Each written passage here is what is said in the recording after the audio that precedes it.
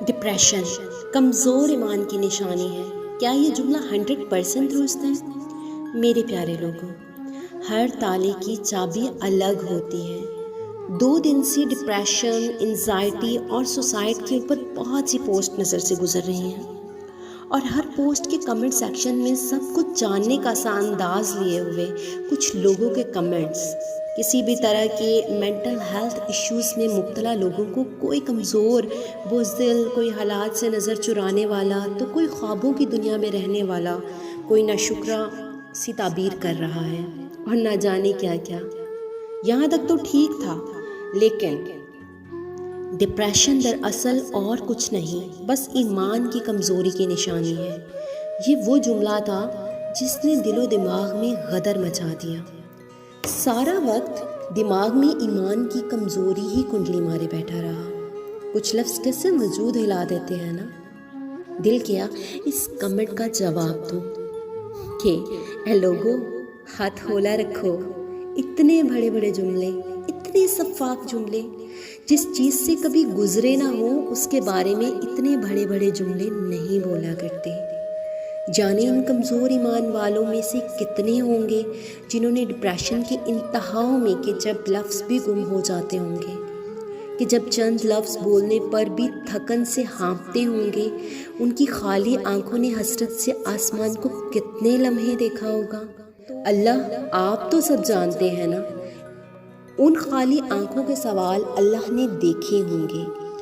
کتنے ہی ہوں گے جنہوں نے کئی کئی گھنٹے سجدے کی حالت میں گزارے ہوں گے، اللہ سے مدد مانگی ہوگی۔ اللہ، مجھے بھی ان اندھیروں سے نکال دے، جس طرح تو نے اپنے نبی یونس کو مچھلی کے پیٹ سے نکالا، مجھے بچا لے، سکون دے دے کہ گردان کی ہوگی۔ اور آپ کو کیا پتا، انہی کمزور ایمان والوں میں سے کسی نے کتنی دفعہ استغفار، آیت کریمہ کی تسبیحات سانسوں کے آنے جانے کی طرح کی ہوگی۔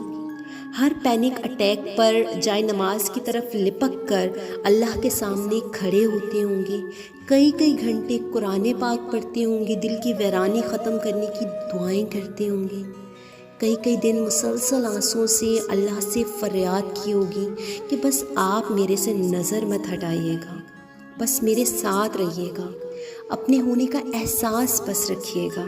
اللہ کو اس کا امتحان شاید اس طرح ہی مقصود ہوگا، اس امتحان کی وجہ سے ہی صحیح اللہ کو اس کا یوں بھاگ بھاگ کے اپنی طرف آنے جانے کا مقصد کتنا پسند ہوگا، چاہے رونے کے لیے ہی صحیح۔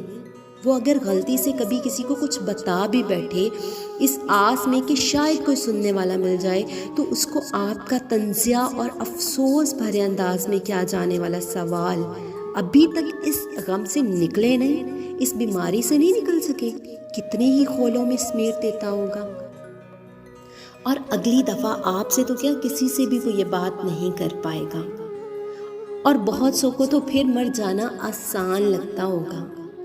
ایک تو درد کی انتہائیں، اور اوپر سے کوئی ہاتھ بڑھا کر مدد کرنے والا بھی جب دور دور تک کوئی نہیں دکھے۔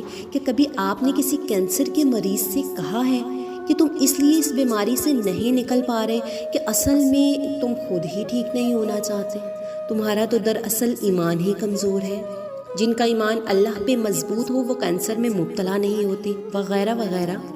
تو میرے پیارے لوگوں، یقین کیجیے، جس طرح ہر تالے کی چابی الگ ہوتی ہے، اس طرح ہر دل الگ ہوتا ہے، اور ہر دل کو آزمانے کے، امتحان لینے کے اللہ کے طریقے بھی الگ ہوتے ہیں، ہر ایک کا پرچہ الگ ہوتا ہے۔ ایمان کی کمزوری، ناشکرا پن اور اللہ سے دوری کا ٹیگ لگانے سے پہلے بس دیکھ لیا کریں ارد گرد ماحول کتنا اور کس حد تک غیر فطری ہے۔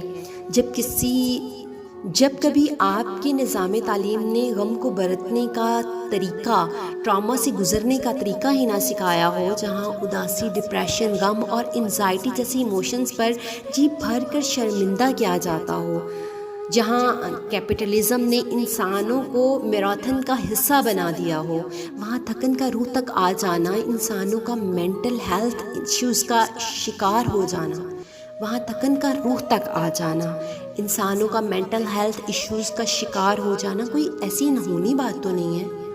اور پھر جب انسان خود ہی اس دلدل سے نکلنے کا طریقہ ڈھونڈ رہا ہو، کچھ وقت تو لگتا ہے نا غم کی سائیکالوجی سمجھنے میں، اپنے تالے کی چابی ڈھونڈنے میں۔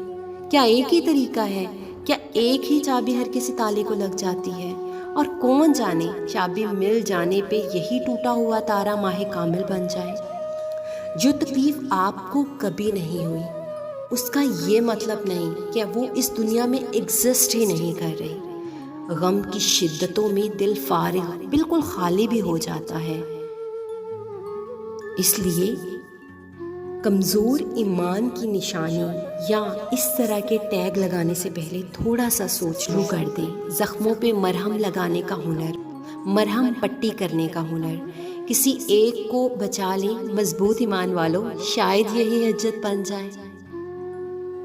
اور ویسے بھی ایک حدیث ہے نا، جس نے ایک انسان کے جان بچائی، اس نے گویا پوری انسانیت کی جان بچائی۔